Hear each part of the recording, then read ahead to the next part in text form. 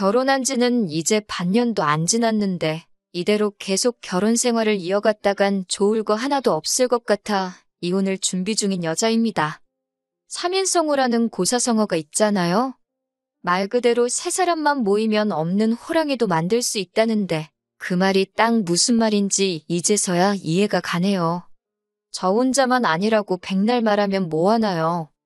남편까지 포함한 사남매에 시부모님까지 합하면 6명인 대가족인데 3명이면 호랑이 한 마리 만든다는데 6이서 동시에 2마리를 만드니 어디 저 혼자서 버틸 재간이 있겠나요? 식가족 전부가 똘똘 뭉쳐서 제가 틀렸다고 하는데 저만 빠지면 이 집구석에 평화가 찾아올 것 같으니 제가 빠져주려고요. 결혼 전에는 정말 대가족에 이렇게 화기애애한 집안이 또 있나 싶었는데 지들끼리만 화목한 집안이라는 건 결혼을 하고 나서야 알았습니다. 결혼 시작하자마자부터 첫 단추가 좋지 않았어요. 신혼여행 다녀와서 시부모님 댁으로 인사드리러 갔는데 시부모님 집에 신우들까지 온 가족이 모여가지고 있었습니다. 결혼한 첫째 신우는 시매부의 시조카까지 데리고 왔고 결혼 안 한 막내 신우는 자기 지금 만나고 있는 남자친구까지 데려와서 말입니다. 저희 신혼여행 다녀온 게 뭐라고 이렇게 다 같이 반겨주시나 했는데 저를 반겨주는 게 아니라 제가 신혼여행지에서 사왔을 선물을 반겨주러 온 거였더라고요. 애초에 신혼여행지에서 선물 같은 건 따로 구매하지 않았습니다. 이미 결혼 전에 시어머니 현금예단부터 신우들이 원하는 명품 가방도 다 예단으로 해줬으니 굳이 신혼여행지에서까지 좋은 선물 사올 필요 없다고 생각했거든요. 가져온 거라고는 공항 면세점 들러서 사온 과자나 초콜릿 같은 디저트류가 전부였습니다. 집에 두고 있다가 만날 때 하나씩 주는 것보다 한 번에 다 줄 수 있었기에 편한 건 있었는데 과자 사온 거 다 돌렸는데도 장난치지 말라는 식으로 진짜 선물을 꺼내보라 하더라고요. 그런데 진짜 없는 걸 알더니 그러는 거 아니라고 하는 겁니다. 특히 형님은 자기 결혼했을 때 신혼여행지에서 남편 명품 지갑 사왔던 이야기를 들먹이면서 받은 게 있는데 어떻게 염치도 없이 빈손으로 돌아올 수 있냐고 하는 거예요. 형님 결혼했을 때면 제가 남편하고 연애하기도 전 이야기인데 그때 남편한테 선물해줬다고 보답을 왜 저한테 찾는지 모르겠더라고요. 제가 받은 것도 아닌데 말입니다. 남편도 어이가 없는 게 제가 받은 것도 아닌데 왜 선물을 저한테 찾냐고 한마디 해주면 될 걸 가지고 제가 저 혼자서 면세점에서 이것저것 사들고 오길래 당연히 챙겼을 줄 알았는데 몰랐다고 하면서 이게 다 제 탓이라는 듯이 책임을 저한테 떠넘기더라고요. 지 가족들이 그렇게 나올 걸 알았으면 여행지에서 지 가족들 욕심이 보통이 아니라 뭐라도 해가야지 않겠냐고 미리 귀뜸이라도 해주던가 지 돈 주고 뭐라도 챙겼던가 했어야지. 면세점 돌아다닐 때 다리 아프다고 공항터미널 의자에서 자빠져 자놓고서는 자기는 아무 잘못 없다는 식으로 저렇게 나오니 어이가 없었습니다. 시모는 거기다 대고 저한테 그런 건 당연히 여자가 챙기는 게 맞다고 하시고 첫째 신우는 이제부터라도 시댁 무서운 줄 알았으면 다음부터 잘하겠지 이러고 있는데 어이가 없더라고요. 과자 가져온 거 다 돌리고 나니 막내 신우는 왜 자기 남자친구 거는 없냐고 툴툴대고 있는데 온 가족들이 염치라는 게 있기는 한가 싶었습니다. 하다하다 신우 남자친구까지 챙겨줘야 하나 싶었네요. 나중 가면 아예 사돈의 팔촌까지 챙기라고 할 건가 싶었어요. 그나마 둘째인 도련님은 막내 신우 달랜다고 자기 앞으로 들어온 과자 선물을 신우 남자친구한테 양보를 하대요. 거기까지만 보면 그나마 이 집구석에서 제일 정상적인 사람 대접을 해줄 텐데 그러자마자 저를 쳐다보더니 자기도 여자친구가 있다고 다음부터는 인원수 잘 맞춰서 챙겨오라고 하더라고요. 멀쩡한 사람이라고 오해한 제가 다 한심스러웠습니다. 시아버지는 저한테 제가 맏며느리니 앞으로 집안의 기둥이 될 텐데 식구들 잘 챙겨버릇해야 한다고 말씀을 하셨고요. 어찌저찌 인사는 다 끝내고 신혼집으로 향하는 길이었는데 솔직히 상황이 그 모양인데 집에 돌아가는 길이 당연히 분위기가 좋을 수가 없었지요. 남편하고 대판 싸웠습니다. 이게 무슨 꼴이냐고 자꾸 이런 식이면 나는 당신 가족들하고 절대 잘 지낼 수가 없다고요. 중간 역할 똑바로 해줄 거 아니면 앞으로 시댁에 무슨 일이 있으면 나는 빠지겠다 했습니다. 그리고 네 가족 챙길 일 있으면 알아서 직접 챙기라고 했어요. 제가 뭘 해주길 기대하지 말라고요. 각자 집은 알아서 각자 챙기자고 했습니다. 지금 후회하는 건 신혼여행 돌아온 첫날부터 이렇게 세게 신호를 줬는데 그때 빨리 결정 내리지 못하고 재빨리 정리하지 못했다는 거예요. 남편이 중간 역할을 잘 못하는 걸 고쳐서 쓸 수 있다고 믿었던 겁니다. 애초에 사상부터가 며느리라면 자고로 시가 식구들한테 찍소리도 못한다는 생각을 가지고 있는 놈을 고쳐서 쓰려고 했으니 거기서부터가 문제였지요. 신혼여행 다녀와서 2주일 뒤가 남편 남동생 그러니까 도련님의 생일이었어요. 생일 파티 한다고 시댁에서 모이기로 했는데 시어머니한테 전화가 왔습니다. 무슨 일인가 했는데 시동생 생일 파티하기 전날에 시댁에 와서 하루 자고 가라고 하더라고요. 왜 멀쩡한 신혼집 냅두고 시댁 와서 자고 가라는가는 안 봐도 뻔한 일이었죠. 식구가 많으니 먹는 입도 많다고 음식 준비 혼자서 못하겠다고 하는 소리입니다. 같이 사는 신우도 있는데 시동생 생일상을 며느리인 저한테 준비시킬 심산인 거죠. 회사 때문에 그렇게는 못할 것 같다고 했어요. 시어머니는 퇴근하고 오라는 건데 회사 탓을 하냐며 뭘 하시길래 회사가 요즘 바빠서 야근도 많고 그날은 정말로 밀려있는 잔업을 해야 해서 가지 못할 것 같다 대답했습니다. 그러니 시어머니는 저한테 휴가를 쓰라고 하더라고요. 제가 미쳤나요? 시동생 생일상 차려주려고 며칠 안 되는지 휴가를 써버리게요. 거기에 결혼식 때문에 남아있는 휴가도 많이 없는 상황이었고요. 그러니 더욱더 저희 소중한 휴가를 시동생 생일상 차려주는데 쓰고 싶지 않았습니다. 시어머니가 그러면 자기 혼자 어떻게 그 많은 사람 음식을 준비하냐고 하더라고요. 시집간 큰신우 전업주부하고 있는데 큰신우 부르시라 집에도 아가씨 같이 살고 있지 않느냐 물어보려다가 더 길게 말해봐야 시모 심기만 건드릴 것 같아서 저는 잘 모르겠고 그날은 휴가도 쓸 수 없고 안타깝게도 도와드릴 수 없다고 딱 잘라 말했습니다. 그리고 그날 저녁에 남편하고 같이 집에서 쉬고 있는데 시어머니한테 또 전화가 걸려왔어요. 당신한테 좋은 생각이 떠올랐다 하시더니 아직 도련님 생일까지 시간이 있으니 제가 퇴근하고 틈틈이 음식 한두 가지씩 미리 집에서 준비를 해놓으면 되겠답니다. 하지만 저는 여전히 제가 왜 시동생 생일상에 올라갈 음식을 해야 하는지 이해가 가지 않았습니다. 가만 대답하면 이제 앞으로 신우도 둘이나 되는데 신우 생일날도 상 차려오라고 하고 온갖 무슨 날마다 불려다니면서 시가족들 밥상 차리는 사람이 돼버리는 거 아닌가 하는 생각이 들어서 저도 일하느라 바쁘고 집에 돌아오면 아주 진이 빠진다고 그렇게는 못하겠다고 대답을 했지요. 그런데 시어머니가 저한테 서운하다는 겁니다. 애초에 그게 서운한 일인가 싶었고 저한테 이런 거 2번 다시 부탁도 하지 말라고 말하려 하고 있는데 남편이 전화기를 뺏어가더군요. 그러면서 자기가 잘 말하고 오겠다고 전화기 들고 방에 가서 시모하고 둘이 통화를 하더라고요. 며느리인 제가 싫다고 하는 것보다 남편이 말하는 게 낫겠다 싶었고 저도 조금 감정이 격해져 있어서 더 이야기했다가 시어머니하고 싸울 수도 있겠다는 생각이 들어서 남편이 알아서 잘 처리하도록 맡겼습니다. 한 10분쯤 지나서 남편이 방에서 전화 끝내고 나오더라고요. 그런데 방에서 나오면서 제 눈치를 살살 보면서 말을 꺼내질 못하더라고요. 어떻게 하기로 했냐고 다그치니 그제서야 자기 체면 좀 살려주면 안 되냐고 하는 겁니다. 엄마가 저렇게 기대를 하는데 못해간다고 어떻게 말을 하냐고요. 남편하고 또 한판 뒤집어지도록 싸웠네요. 내가 도대체 왜 네 동생 생일상에 올라갈 음식을 해야게 하냐고요. 니네 누나도 해가냐고 그럼 생각은 해보겠다고 했습니다. 누나도 아마 해갈 거라고 하면서 저를 설득하려고 하길래 전화기 들이밀면서 그럼 너네 누나가 무슨 음식 해가는지 물어보라고 했습니다. 그러니 쩔쩔매면서 전화를 못하더라고요. 안 봐도 뻔했지요. 시모 집에 같이 사는 신우도 아무것도 안 도와줄 텐데 시집간 신우가 잘도 동생 생일상이나 차려주겠나 싶었지요. 그런데 남편이 자꾸만 제가 자꾸 고집부리고 그러면 심호하고 갈등만 커진다고 하는 거예요. 어떻게 노력한 척이라도 해야 한다고요. 제가 고집부려서 심호하고 이러는 게 아니잖아요?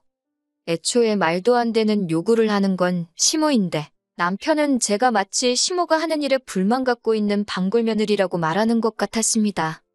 남편한테 그렇게는 못한다. 어머님한테 다시 전화드리겠다 한참 실랑이 하다가 남편이 그러면 그냥 음식을 우리가 사가자고 사가서 우리가 해온 척 하면 되지 않겠냐고 하는 겁니다. 어차피 남편, 시어머니 뜻 거역도 못할 테고 저를 설득하려고 들게 뻔했기 때문에 알아서 하라고 했습니다. 다만 메뉴 고르는 것부터 전부 다 네가 하라고 나는 그냥 시댁에서 적당히 맞장구나 쳐주겠다 했지요. 생일 당일이 되니 남편이 시댁으로 출발하기 전부터 아침 일찍 일어나서 부엌에서 뭘 하고 있더라고요. 보니까 여기저기서 괜찮아 보이는 음식 메뉴들 골라서 밀키트를 사온 거예요. 양념장부터 재료 손질까지 다 되어 있고 불에 올리기만 하면 되는 거니 직접 해간 음식 티가 날 거라고 생각했나 봅니다. 포장 음식이나 배달 음식 해봐야 겉모양부터 다 표가 나니 직접 준비한 것처럼 보이게 하려고 나름 머리를 쓴 것 같더라고요. 그렇게 남편이 준비해간 밀키트 음식들 바리바리 싸들고 시댁에 갔지요. 그런데 실제로 직접 해온 음식으로 착각을 해주더라고요. 파는 음식처럼 맛있다고 하는데 저는 속으로 파는 음식이니까 당연히 맛있겠지요 하고 있었습니다. 그런데 오히려 그게 역효과가 났어요. 시어머니가 음식 하나씩 다 맛보더니 음식 맛이 다 너무너무 좋답니다. 맏며느리 잘 들어와서 다행이라고 하면서 어디서 달력을 꺼내오더니 이것들이 앞으로 있을 온갖 집안 행사라면서 적힌 것들을 읊으면서 그때마다 우리 맏며느리가 음식 준비를 하면 좋겠다고 하는데 아찔하더라고요. 시부모님 생일 파티는 물론이고 남은 시가족들 생일도 있었고 성탄절이며 명절, 연초에는 설날 전에 신년회도 하고 아주 난리도 아니더라고요. 취직 준비하는 막내 신우 자격증 취득 기념 파티도 있고 무슨 날이 있으면 날대로 모이고 아무 날도 아니면 아무 날이나 가져다 만들어서 모이는 건가 싶었어요.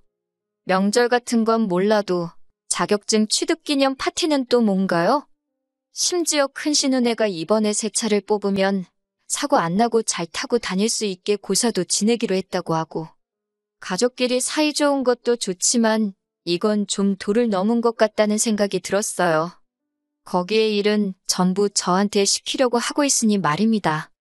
남편은 이런 제가 외동이라서 이런 분위기에 적응 못할 뿐이라고 이게 진짜 가족이라고 하면서 애써 저를 이해시키려고 하더라고요. 진짜 가족은 또 뭔 소린지 우리 가족이 가짜 가족이라고 말하고 싶은 거냐고 따지니 또 꿀먹은 벙어리 마냥 대꾸도 못하고 있다가 이렇게 가까운 사람들끼리 살부딪히며 사는 게 진짜 좋은 거라고 하는 겁니다.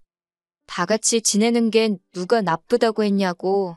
다만 그 과정에서 온갖 번거로운 일거리나 경제적인 부분이나 그게 다 맏며느리라고 나한테 쏠리니까 그게 싫다는 거다고 했습니다. 일 똑같이 하고 돈 낼 거 있으면 똑같이 내면 나라고 남편이 남편 가족들과 잘 지내겠다는데 그걸 못하게 하겠냐고 일침을 놨어요. 그리고 신우 자격증 취득 기념 파티 같은 멍청한 모임은 나 빼고 제발 혼자 다녀오라고 했지요. 저는 그냥 남들 하는 만큼만 하고 그 이상도 그 이하도 하지 않겠다고 딱 못을 박았습니다. 그렇게 얼마 전 이전세 입자랑 문제가 생겨 입주가 늦어지고 있던 신혼집 리모델링 공사가 끝나고 드디어 입주를 하게 되었습니다.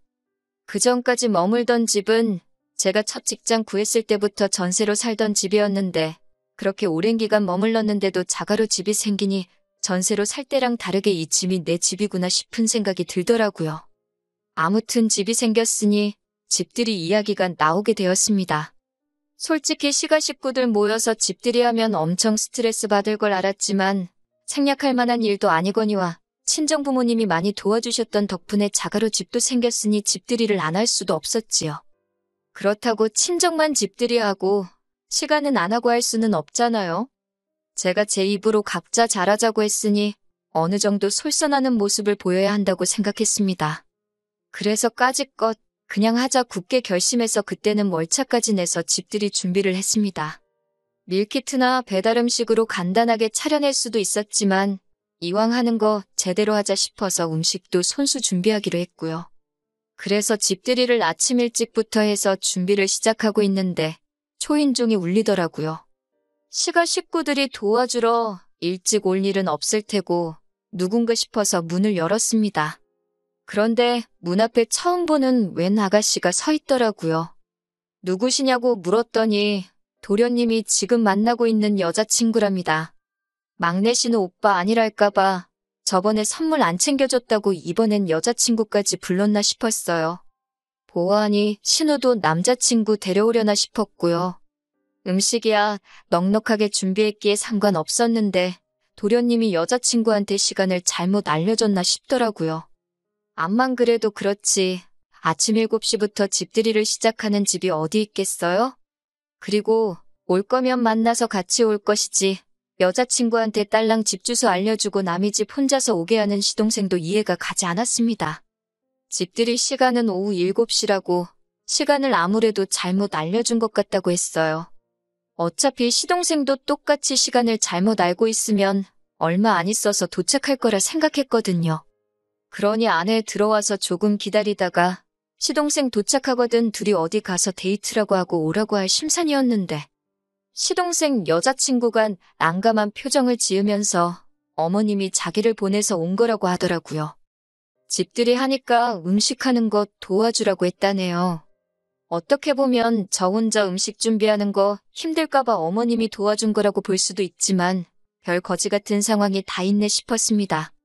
결혼한 사이도 아니고 시동생하고 만나는 여자친구일 뿐인데 결혼 전부터 시집살이 길들이게 하려는 건가 싶었어요. 솔직히 도와주려면 시어머니가 직접 오셔도 될 일이고 신우들도 집에서 놀고 있잖아요. 일은 남의 집 사람이 하는 게 당연하다는 듯이 생각하는 게 어이가 없더라고요. 그래서 시어머니한테 바로 전화를 했지요. 시동생 여자친구가 왔는데 어머님이 도와주라고 보낸 게 맞냐고요. 그러니 어머님은 당연한 소리를 물어보냐는 듯이 반응하면서 너는 외동이라 몰라도 너무 모른다고 하면서 원래 아랫사람은 초장부터 시키는 버릇을 들여야 한다는 겁니다. 시동생 어디가 좋아서 가란다고 진짜 찾아온 이 아가씨도 문제가 있겠지만 이제 23살짜리 대학교 다니는 세상 물정 모르는 아가씨가 뭘 알겠어요.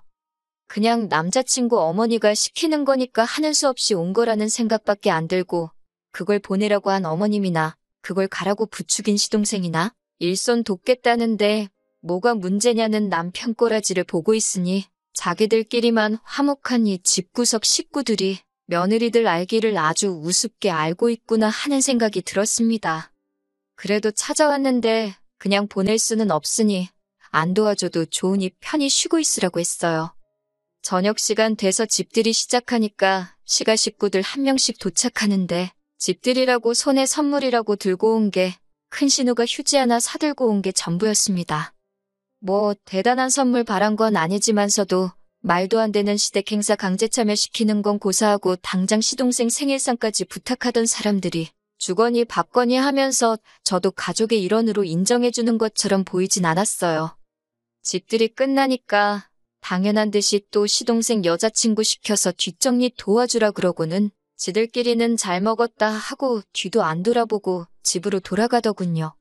심지어 자기 여자친구인데도 시동생은 시부모 차 타고 따라서 집으로 돌아갔고요. 이 아가씨도 참 심란하겠다 싶더군요.